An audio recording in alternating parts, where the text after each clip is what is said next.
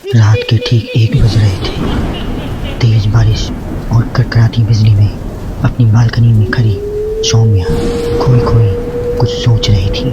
अंदर आ जाओ ना। उसके घर के अंदर से आवाज आती है। तब भी सौम्या काले अंधेरे में खड़ी होकर न जाने किसका इंतजार कर रही थी।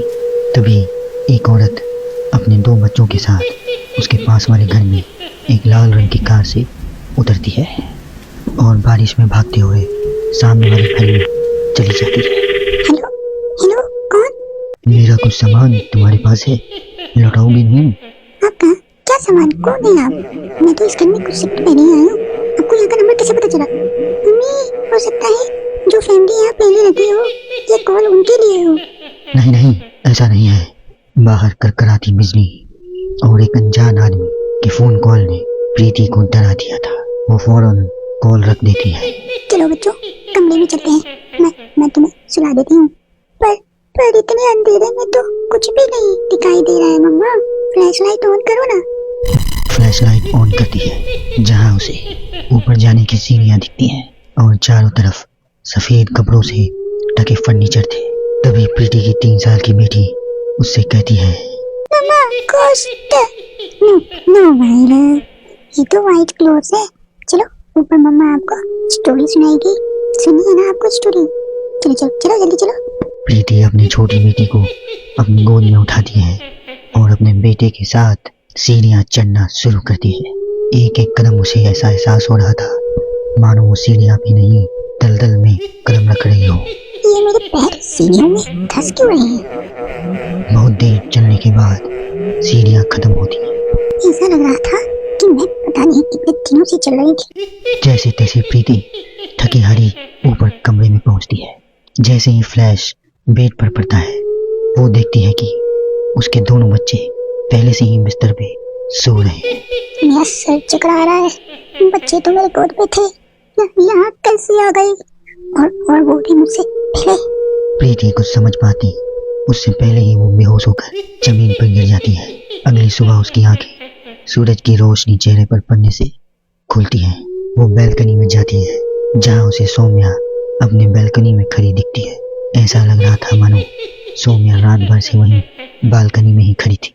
प्रीति सौम्या को मुस्कुरा कर देखती है। हेलो, मैं यहाँ कल रात में शिफ्ट हुई हूँ। मेरे हस्बैंड का यहाँ ट्रांसफर हुआ है। आसपास कहीं घर ही नहीं मिला, इसलिए 40 किलोमीटर दूर ये घर यहाँ पे लेना पड़ा। आप यहाँ कब से हैं? पता नहीं, साल हो गए हैं, यहाँ कोई आया ही नहीं। पर अब तुम आ गई हो ना, तो थोड़ी राहत सी लगेगी।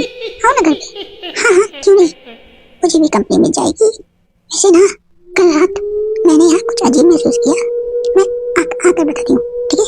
प्रीति सौम्या से मिलने उसके घर की ओर जाती। कल रात की घटना उसके दिमाग में ऐसी बैठ गई थी कि वो मनी मन कुछ बड़बड़ा रही थी। वो वहाँ पहुँचती है और पिछली रात के इंसिडेंट के बारे में उसको बताती है।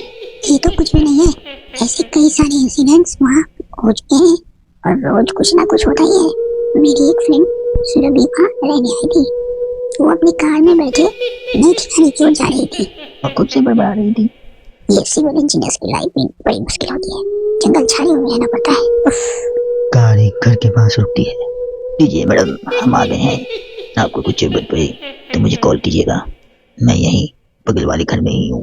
सुरभि घर के अंदर जाती है। डाइनिंग टेबल पर पहले से ही खाना रखा हुआ था, पानी का गिलास भी, टीवी भी ऑन था। ऐसा लग रहा था कि मानो अभी भी यहाँ कुछ था और है भी।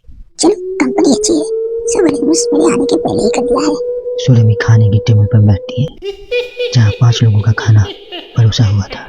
ये 5 प्लेट पता नहीं किसके लिए सर्व कर दिया है। हाँ जी है। सुरभि अपने प्लेट से खाना शुरू करती है और उसी वक्त बाकी 4 प्लेटों से भी खाना गायब होने लगता है।